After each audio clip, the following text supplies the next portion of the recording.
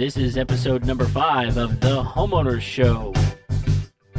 Whether you're DIY or looking to hire, we're here to help you find the best information and options for you and your home. My name is Kevin Hackett, and here with me is Craig Williams. Hello, hello, hello, hello. Welcome to The Homeowners Show. Whether you are watching on YouTube, listening on iTunes, and now officially available Stitcher, because we've hit the magical 5 episode number. Yeah, so you got to have 5 episodes to be a Stitcher person. Yeah, we are too legit to quit. I don't know about that. But we have 5 episodes. That's something. Stitcher says that's something. The Stitcher demigods out there. Yeah. Well, so do you feel like a seasoned caster? It feels like a fisherman term. Yeah, I promise you I'm not a seasoned caster. That's a fisherman term. No, I don't know. I mean, I think hopefully we'll get better and better and better with this. Trying to figure out all the editing of podcasting and all of that kind of great stuff. But I'm really hoping you get better too. Yeah, one of these days. Who knows? Well, hey, this week's going to be a little bit different in that we're going to do a product review, and we've got a new product we want to review tonight. So, what are we going to be talking about, Craig? Yeah, I'm actually excited about this one, mostly because it's a piece of technology that I know something about a little bit more than you know something about. How about that? I get to be a little more geeky than Kevin this week, so that's really hard to do. You know. What are you going to do? I rolled out the pocket protector and just decided. Actually, I can't on this shirt because if you guys on YouTube can see, we got some new materials on our persons. So yeah, if you want a cool homeowners show, Kevin's got what are you sporting here? Is it the silver? Yeah, it's a silver, light gray color. Yeah, it's a kind of a black logo. The majestic blue. Well, that's the name of the color. Yes. Well, okay. It is once I put it on. I don't know about that. Well, yeah. So anyway, you can get these on Amazon. It's just a way to help support the show. If you'd like to get a T-shirt and just tell your friends about how awesome the Homeowner Show is. And we even appreciate if you lie about that. So yeah. It doesn't really matter as long as you're promoting us, right? Yeah, absolutely. That's all that matters. We don't care. We don't care. Lie it up. So this week we're gonna be talking about the Ring Doorbell, which a lot of people seem to have now. Yeah, I see them more often whenever I go to people's houses, and it's one of those things. Whenever we were talking about last week with digital security and the Internet of Things, it's one of those things that more and more people seem to find comfort in knowing that anytime someone comes to my house, I can see who's there. I don't necessarily have to get up and answer the door if I don't want to. It's just another convenience option. Yeah, and so if you're interested in one of these, and by the end of this episode, and you've become convinced that you need one of these doorbells, but you want to be scared out of getting one, you probably need to go back and listen to episode number 4 and hear Micah tell you why you don't need one of these. Well, it's like anything, right? I mean, it really depends on who you're trying to be. Are you trying to be the person that's most connected in your home, or are you trying to be the person who is trying not to be at least have the option for other people to hack into your system, get into your things, and ultimately, I think episode 4 did a good job of kind of helping us understand what those risks are, but also maybe some options of how to protect yourself against those threats. Yeah, and it actually has been one of our more popular episodes thus far. Yeah, so it's pretty interesting. Yeah, it seems like something people are interested in. But this is actually a product that offers some people a lot of peace of mind and security. in some regards. And in other ways, you expose yourself, like we talked about in episode 4. But one of the big reasons I really wanted to do this episode is because of a news story that actually made national news right around the corner from you and me. Yeah, it's like in our backyard. There's a neighborhood um, just not far from us at all that was having an issue with someone who was lost. Or lost? That's not really. No, she wasn't lost. She was. She was looking for help. Basically, what was going on, and so this was like in the middle of the night. This lady starts going around and ringing people's doorbells, and one of these Ring devices actually caught her on video. And the reason it made national news is because it looked like she had escaped from being in restraints. Right. And it comes to find out that she had been in restraints and escaped. She had a boyfriend that was threatening to kill himself, and he kind of tied her up. And because of privacy reasons, they ended up locating her, and she was okay, considering the situation. But because she'd been the victim of domestic violence and abuse, they decided not to release her identity. But they did find her, and part of the reason they were able to find her is because they had a good image of her that was captured on one of these Ring devices. She was going around door to door, ringing doors, saying, "Can somebody help me? Can somebody help me?" And it was like 2 a.m, so people weren't answering the door. Right. But those people were able to take those images, send them to the police, and they had a better chest of tools to go and find this person. Yeah, I actually got a notification on my phone. Oh, really? From an app that I have installed on my phone called Nextdoor. Yeah. There's a lot of things that Nextdoor app does, but one of the things that it's able to do is in times of crisis, they'll send out an alert and then they'll push it through Nextdoor at times. And I actually saw pictures of this woman on my phone pushed through the app. Oh my gosh. Yeah, it's kind of interesting. So in those moments, this device that we're talking about tonight, it really probably had potentially saved her life, right? And I think I've heard of that, where people use the Ring through other apps like Nextdoor. And I think I've even seen one where it's like, do you know this person? And people will post like a video or a picture of someone that came to their door that looked kind of suspicious, right? Not, with what they were doing. Yeah. Like, what is this person up? And they weren't home, but because they had these, quote unquote smart doorbells, they were able to like capture some video.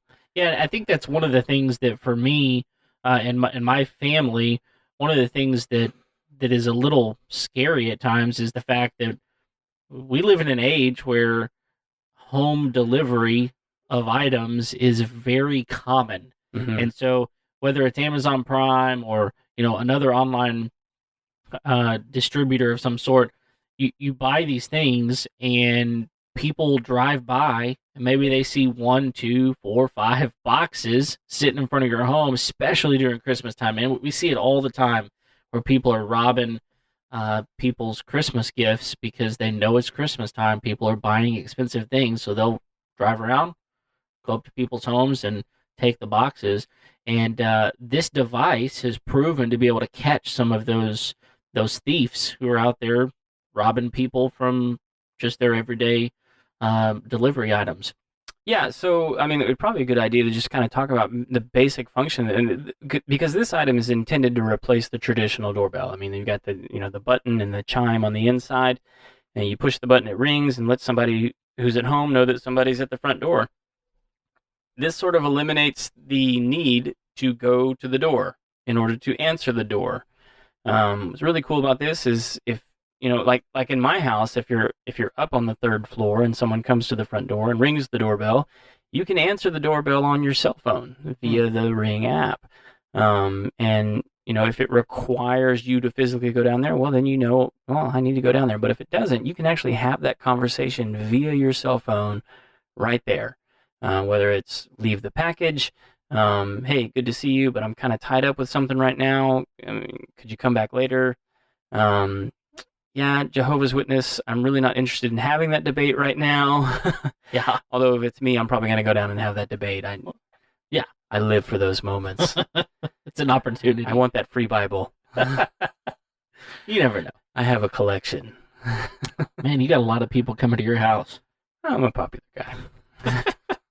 But yeah, it gives you the option to say, yes, I'm going to go answer my door. No, I'm not. Or, from what I'm hearing you say, I can talk directly to the person, find out what they need without unlocking the door, which is honestly, in a day and age where you just don't know, it's really nice to have that option.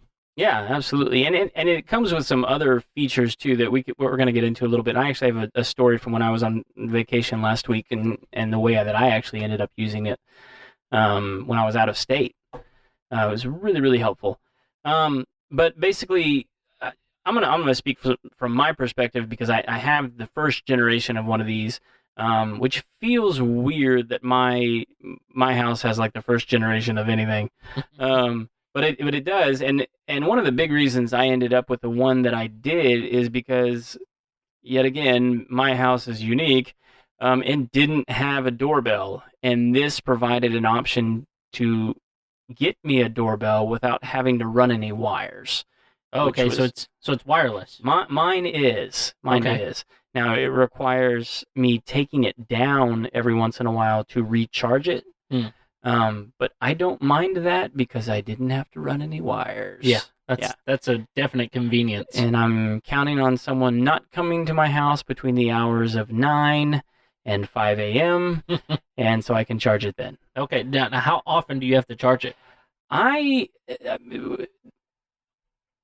the way that I use it, I really only have to charge it like once every 2 months. So it's Well, got that's not bad at all. yeah, no, well, I mean, it doesn't get a whole lot of use. Sure. I mean, even though we have a lot of packages dropped off at the house, we have a good relationship with the person that has to drive all the way out to our house.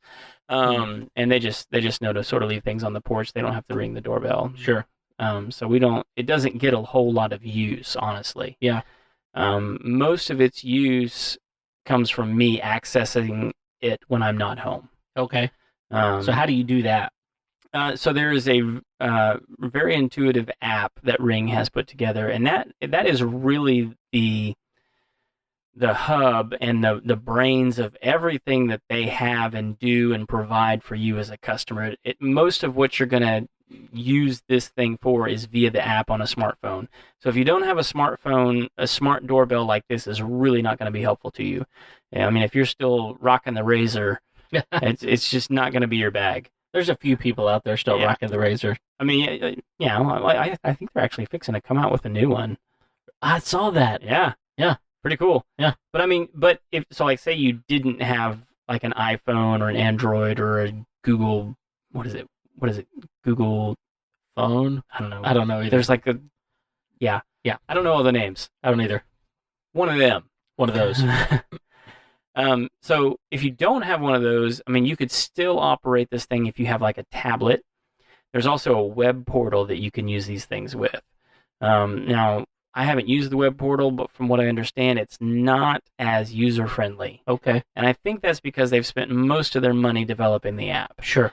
And we can get into that a little bit more later on too. But basically, it allows you to have video of your front door. And if there's someone there that you need to talk to, you can have that conversation, and you don't even have to be physically present at the home in order to have that conversation. As long as you have Wi-Fi or even a good cell signal, you can access that doorbell pretty much from wherever you're at. Wow, that's a really big selling point to me because I think one of the biggest concerns that I've got, I know that whenever I do go on vacation or if I'm gone for business purposes or whatever, I always like to have a neighbor looking after things or, just a friend or someone, just because you never know what goes on at your house whenever you're gone. And it is kind of scary to leave your house and for a week or longer and not know who's coming up to your house. And so this sounds like it just gives you another layer of comfort knowing, hey, I've got something that if someone comes to my house, I'm not there, I can still have a little bit of control over that. Absolutely, yeah. And I will tell you, there are services that you end up paying for month to month with this device. You don't have to have those in Okay. order to use the doorbell, and the doorbell will still function without those subscription services. That being said, you really won't get the full use of that doorbell without the subscription services. And basically, what the subscription services provide you is an online hard drive to save video, because otherwise you can't save video. Now, why would I want to save video? So, there's different ways that you can even set the doorbell up. So you can set it up to where it's going to record video regardless of if anyone rings the doorbell. It's got a motion sensor on it. And so anytime it picks up motion, it'll record a short snippet of video to see what's going on at your front door. Because, a lot of guys have figured out, oh, hey, there's a ring. If I don't ring it, they can't see me. Mm. Well, if you're paying for the subscription services, that motion detector is going to engage and go, hey, there's something going on at the front door. Even though the doorbell hadn't been rung, I'm going to go ahead and start recording video. And then it takes that video and uploads it to the server so that you have access to that video later on. How long does it save that for? That depends on your level of subscription. Okay. So I think the lowest tier saves it for like 5 days. Okay. And so you can, and there's even like a free trial period of like a month, I think, where you get like you can sign up for like the highest level of service for free for like a month just to see what it's like. And I got to tell you, it's pretty impressive. Because at the highest level, you can kind of go back like a month and go, oh, what's going on over here? And you can tick through and go, okay, there was motion here, motion here. Well, that's a weird time to have motion. What's going on right there? For someone like me, I've really got to sort of pare down what's going on because I'm on property. I have dogs that sort of, roam the property. Yeah. And they like to hang out by the front door because they know that's where I come out and that's where the treats come from. That's right.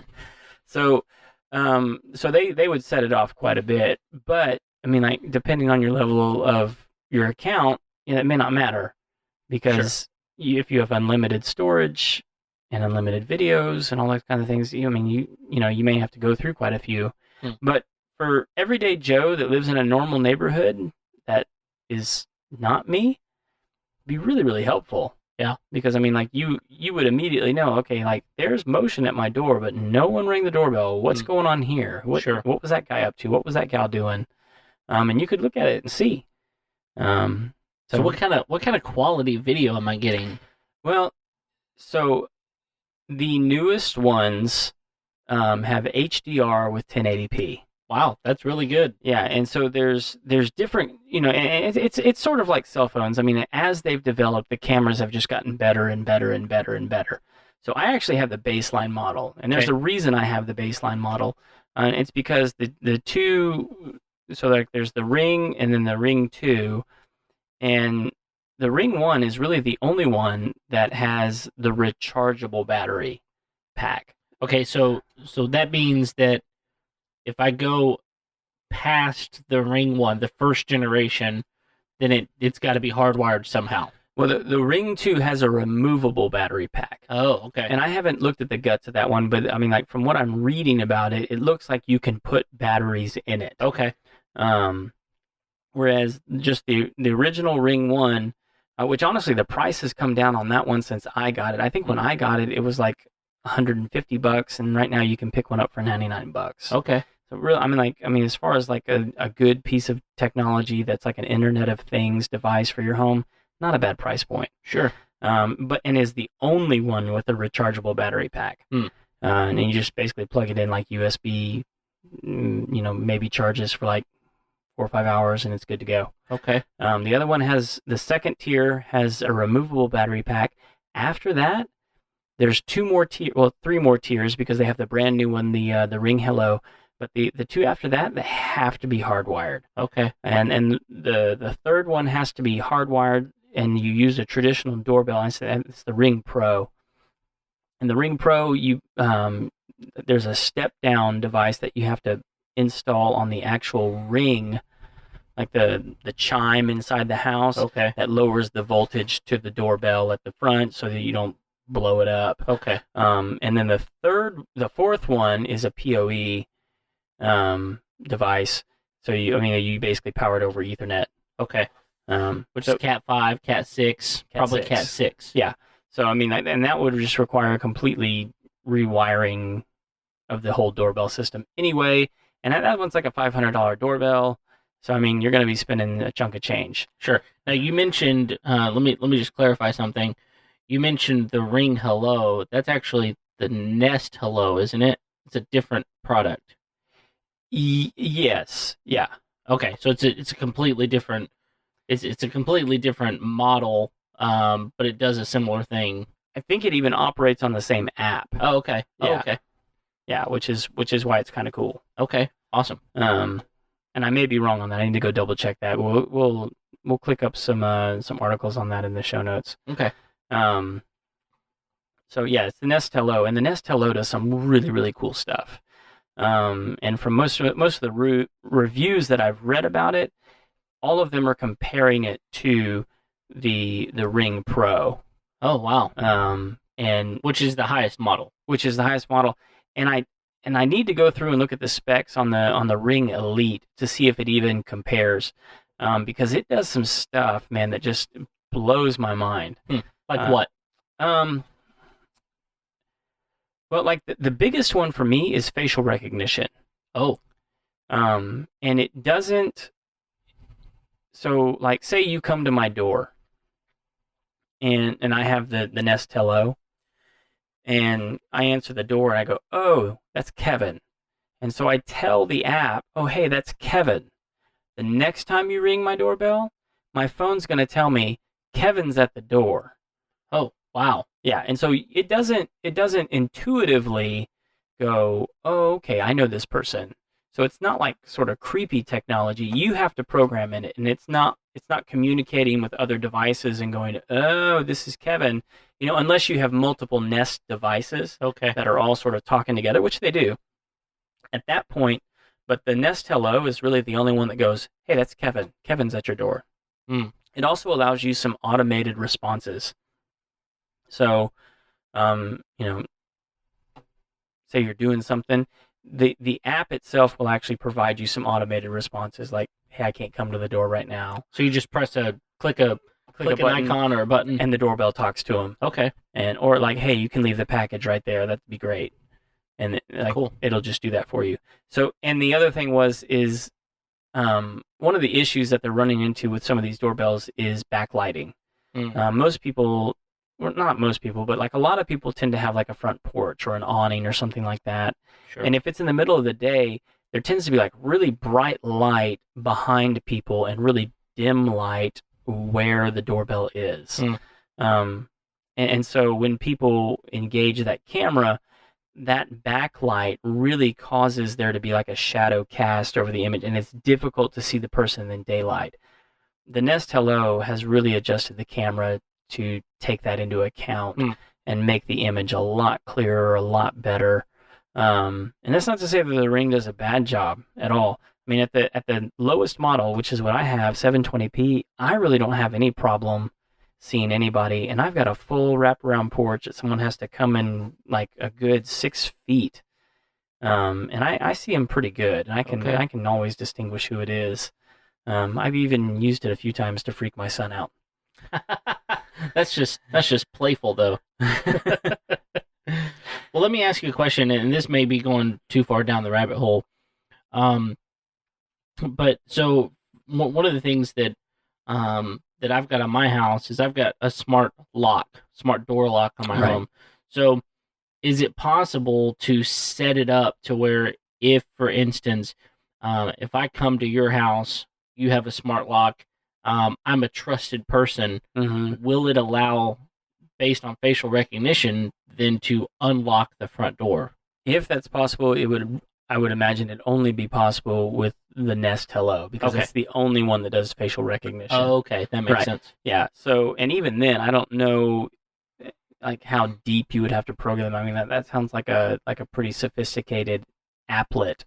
Yeah, I think that the reason I asked that question is because, again, going back to episode 4, it feels like it can get a little bit too bogged down, almost to the point where it does too much.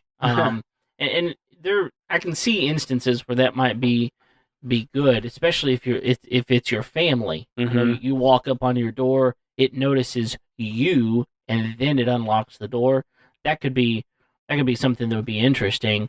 Um, but again, the last thing you'd want is to, oh, I accidentally noticed Craig on my and somehow I programmed it accidentally where it unlocks the door whenever he shows up. That could be a bad thing. Yeah.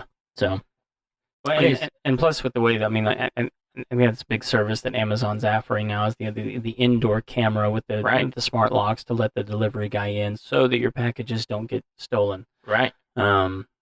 Yeah.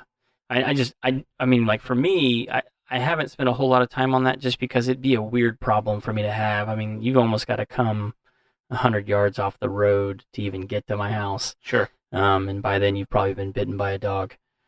Most likely. Yeah. She bit you, right? Not yet. Oh, gotta go back to school. Yeah, but she likes me. Oh, we'll work on that too. Yeah, so from what I'm hearing you say, yours is the baseline model, 720p on the camera, Yes. which is a early to mid 2000s television. Would be amazing in 2002. That's right. But like every version since then offers 1080p, which is much higher resolution. You're getting a better video quality out of that. Absolutely. Okay. Yeah, but I mean, again, it just kind of depends on what you want out of it. I mean, like you're not shooting a television series out of these things. I mean, like really, what you want is like, who is that? Yeah, and to put that into perspective, so a lot of people are like, oh, I need the best resolution TV out there available. I got to get the 1080p or whatever it is, the highest level. But the problem is, a lot of people don't realize is that TV shows, like your regular TV show that's coming on, your new episode, it is actually broadcasted in 720p. It's not broadcasted in 1080p. You have to get to movies that are on a DVD or a Blu-ray before you get that 1080p quality. So if you're looking at your TV and you're going, hey, this TV show looks really good, that's a 720p broadcast, which means this 720p baseline model, that's good video quality. Yeah. Yeah, no, it's really good video quality. I mean, I've never had a problem identifying someone at my front door. I mean, it's been a little jumpy if I'm not real close by. But even then, the audio comes through pretty clear. The video comes through pretty clear. I mean, like it's not bouncing around too bad. And I mean, like, and to be fair, my expectations were pretty low. I was like, this thing can't work that great. And I mean, like and so it exceeded those expectations. And that may be just a good idea anyway, is to approach a lot of new technology with low expectations. And usually these guys, by the time they put it out, they're going to be exceeding them. Yeah. So I'll give you a big for instance as to how this worked. So we were out of town last week on vacation down in Florida. And we had my sister-in-law looking after the dogs, making sure they got fed. Not too much. We wanted to stay a little mean, like, got to chase the meat. Just enough to make them miss us. Yeah. But anyway, so I was in Florida and I was like, you know what? I'm going to check on the house. So I brought up the Ring app, pulled up the camera, and looked at the porch, and it was nighttime, and sure enough, my porch lights were on. And you didn't leave them on when you left. I did not leave them on when I left. So I immediately sent a message to my sister-in-law. I was like, hey, just checking in, making sure all the dogs are doing okay. And by the way, next time you go by the house, could you turn the porch lights off? I didn't mean to, maybe somebody turned them on that I didn't know when we left or something I don't know. Sure. It was pretty early when we left. And so I sent her the message, and I get one back. She goes, no problem. How'd you know the lights were on? Stalker. I was like, because I got the smart doorbell. That's right. Yeah, so it was, just in that instance, it was really, really helpful for me to have it. I was in the camera angle that I have, and it offers you like a pretty wide angle. I think it's like 160 degrees that you can kind of see what's going on around that doorbell. And so at night it was really easy to tell, like, hey, my porch lights are on. I probably don't want to be running that power while I'm gone. That's wasteful and all that kind of good stuff. They just don't need to be on. So I just had her turn them off, and she was kind of freaked out that I knew what was going on. Oh, but that's how. That's what handy. else did you see me doing there, Craig? Yeah, so that's a great thing. So you brought up a point that is interesting to me. So at night, what type of video quality are you getting? Because a lot of times, people don't have their porch light on at night, and I know some devices have found a way with certain lighting techniques that can give a pretty clear image even at night. But how does what kind of quality are you getting at night out of these things? Yeah, you get pretty good quality.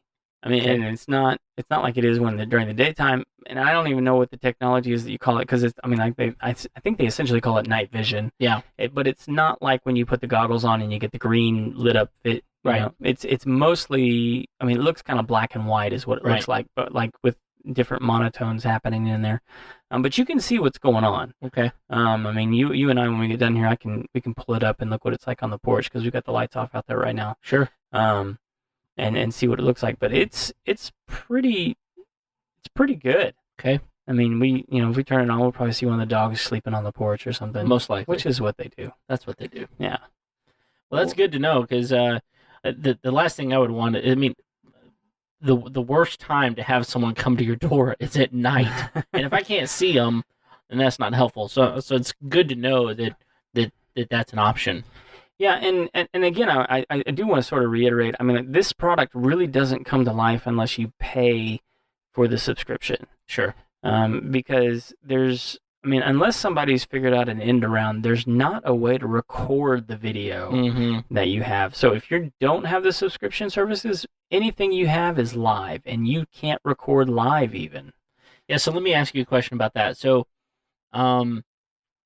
so there's different levels of subscription and different lengths of time that video is saved to the server. Can you download that video and own it, or so for instance, let's say someone came to your house that shouldn't be at your house, and you find out that the authorities could actually use that video. Is there a way that you can download that video, pass it off to the authorities, and they can then have it to use for evidence or something like that? Yeah, exactly, and that's exactly what happened in the story we talked about at the beginning. Right. The whole reason I even want to talk about this is because, I mean, like, that's what you do, is you can download that. I mean, you can put it on Facebook. Okay. And I've seen people do that, where they're like, hey, this joker just totally vandalized my front porch, and I want to catch him, so if you know him, let me know who it is, and I'll go pay him a visit. I mean, sure. I've seen that kind of stuff. Okay. And they've gotten connected. Oh, yeah.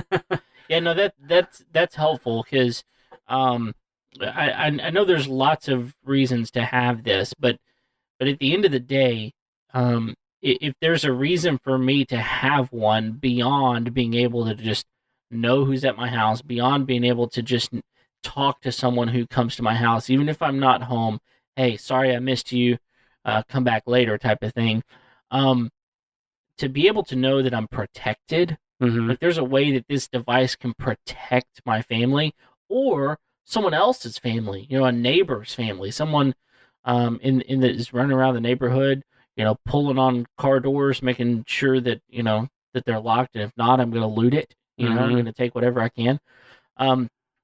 That protection's valuable. Yeah, and it's not just the doorbell either. I mean, because like now they have like a whole suite of products that all sort of work together. Okay. Whether it be floodlights or even, I mean, like the Ring actually has a home security system that can integrate with the doorbells.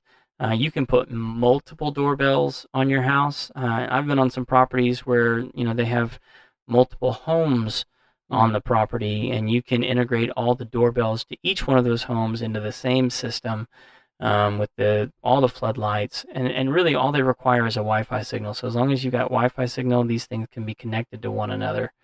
And so like you can have a front door doorbell, you can have a back door doorbell, and those doorbells, as they have activity on them, the videos will be designated as such. So it'd be like, this one was recorded on the front doorbell. Okay. This one was recorded on the rear doorbell. Oh, hey, someone just rang the rear doorbell of the house or the side doorbell. I've been on some houses where they have 4 of these things. Okay. Because that's how many doors that they have to the house. Sure. And they just don't want to have any vulnerability points where they don't have video and recordings and access for people to get a hold of them if they need to.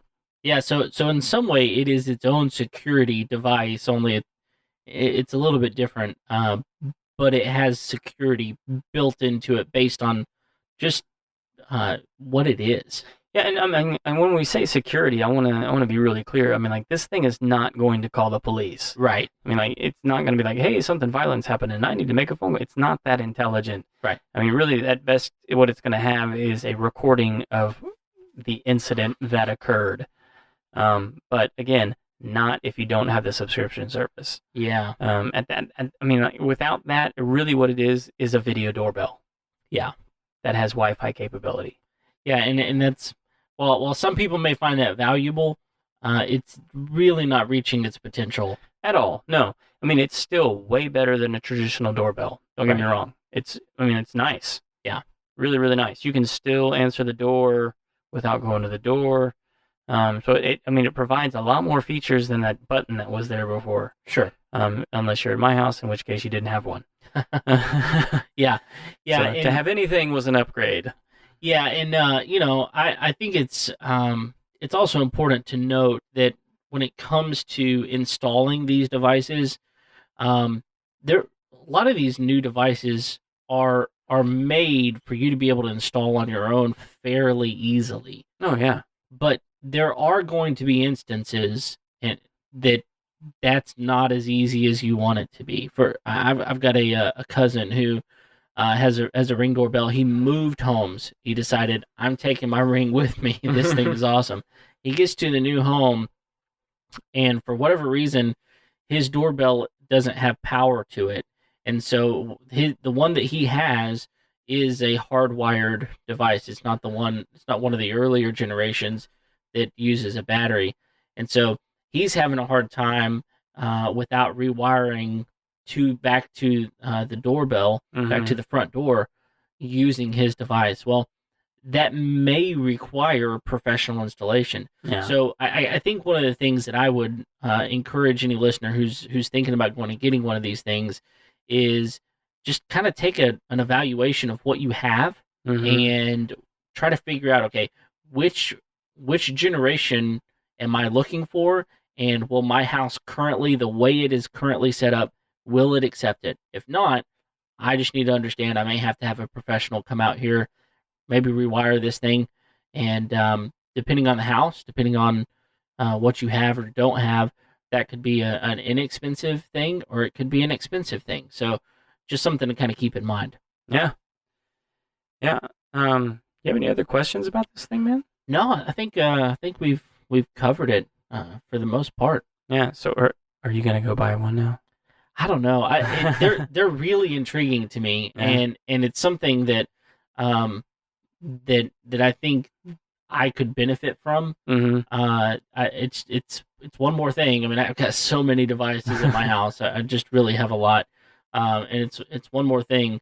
But I like the idea of it, and I think it could be something that I could sufficiently convince my wife that we could use, and that we could benefit from. So, I'm just trying to make you safer. That's all, right?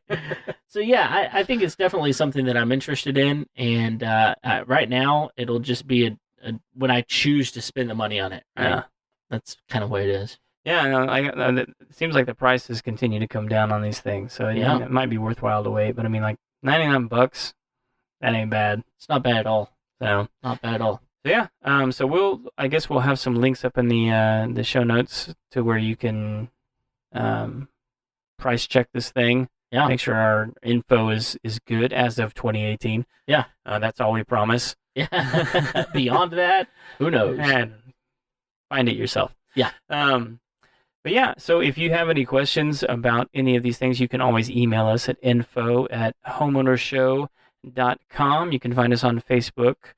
Instagram, YouTube, and any other podcast listening platform out there, including Stitcher. Including Stitcher. We came for you, Stitcher. We found you. We also have a website, www.homeownershow.com. And there is stuff on that website. Yeah. Go check it out. Just see what's up. Including a link to buy these fancy t-shirts. Fancy. Yeah. So anything else we got going on, Kev? Any other special announcements? No, I think that pretty much covers it. I want to thank everyone for tuning in and listening today. And have a great week. See ya.